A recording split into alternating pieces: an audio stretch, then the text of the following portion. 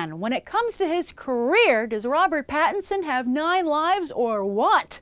You're watching Beyond the Trailers review of Maps to the Stars. What's happening in LA? Visiting family. On the last season of Praise the Lords, I was making $300,000 a week. I was 9 years old. What are they offering? $5 million.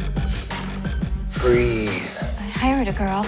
It's amazing. Why is it amazing? This isn't a very glamorous job. I'm not used to glamour.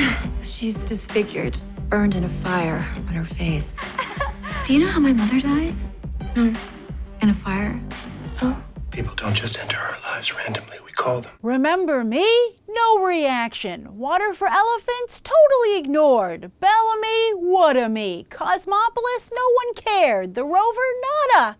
Yes, this is Robert Pattinson's 6th attempt at breaking free from his Twilight rep, with no evidence yet that such a transformation is even possible, much less likely. But thankfully, it turns out tween girls aren't the only ones who adore Pattinson, but also David Cronenberg, who is working with him for the 2nd time here after Cosmopolis. What's different, though, is that Pattinson isn't being asked to carry this film all on his own or even partially on his own. He gets to be part of an ensemble. In fact, if anyone's carrying this movie, it's Julianne Moore, who plays a sort of modern-day Norma Desmond. And she's already won the Best Actress prize at Cannes for the role. Then there's Wasikowsa, who's done a pretty good job making everyone forget her big break was Alice in Wonderland, with Jane Eyre, Albert Nobbs, and Stoker. John Cusack, Olivia Williams, and another Cronenberg favorite, Sarah Gadon, also star. Carrie Fisher even appears as herself. And the whole thing comes from the mind of writer extraordinaire Bruce Wagner, who's known for his disdainful view of Hollywood. But maybe he's right. With more and more stories like the Bryan Singer scandal, Amanda Bynes' meltdown, and even Pharrell Williams and Robin Thicke admitting their smash hit Blurred Lines is a ripoff of Marvin Gaye, maybe Hollywood is as out of control as we've been warned. So is Maps to the Stars another entry in the storied genre that includes Sunset Boulevard, Barton Fink, Mulholland Drive, and even The Player and Swimming with Sharks? Or is this just another Robert Pattinson misfire?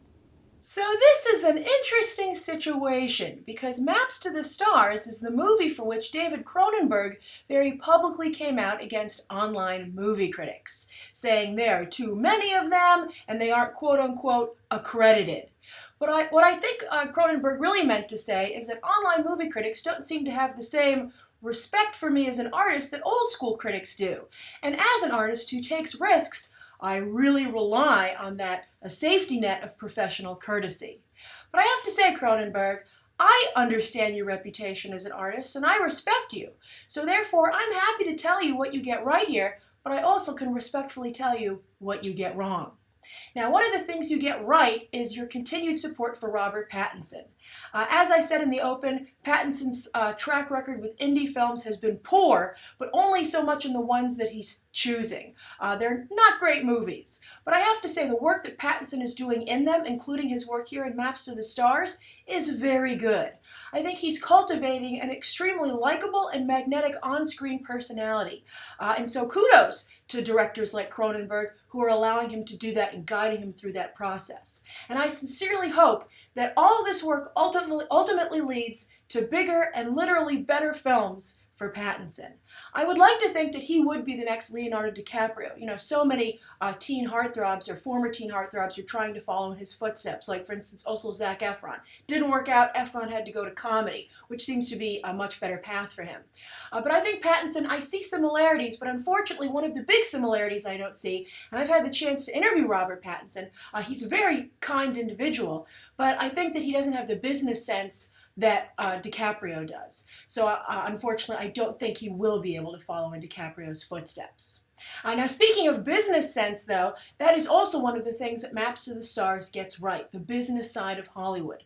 There's this one scene with the child actor, his mother, his agent, and 3 suits from the studio, which is one of the best things I've ever seen about depicting the way Hollywood works. It is incredibly well written, well acted, and well shot. Also, the actress who plays the agent for both Julianne Moore and the child actor in the film, she's a really unknown actress. She's obviously been working for a long time in Hollywood, but one of those actors that never really makes it big. Her name, I wrote it down here, Dawn Greenhow, and she does a fantastic job. She acts out her scenes very well. They aren't a lot, but she really makes an impression. And also her lines are incredibly well written. Very, very true to life.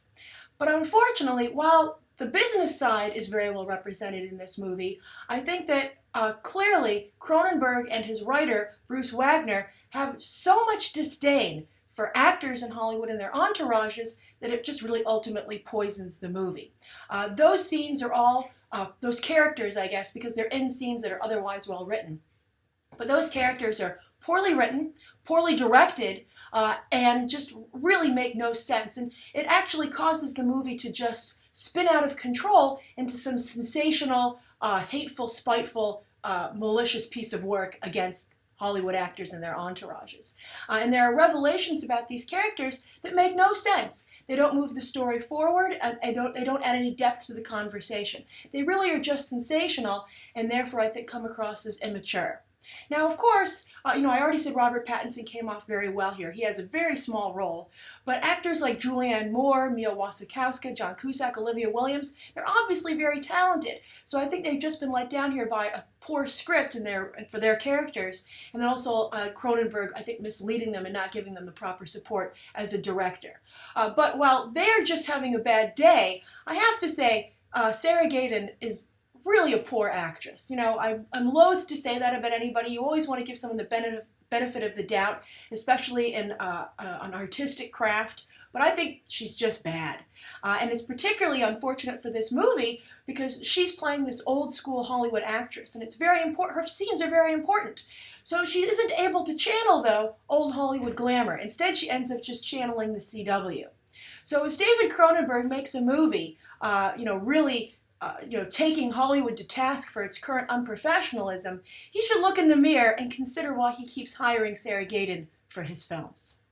All right, so that's my review for Maps to the Stars. If you've seen the film, I hope you'll leave your own thoughts down below. Even if you haven't seen it, looking forward to discussing it with you. And you can check out some other episodes right now.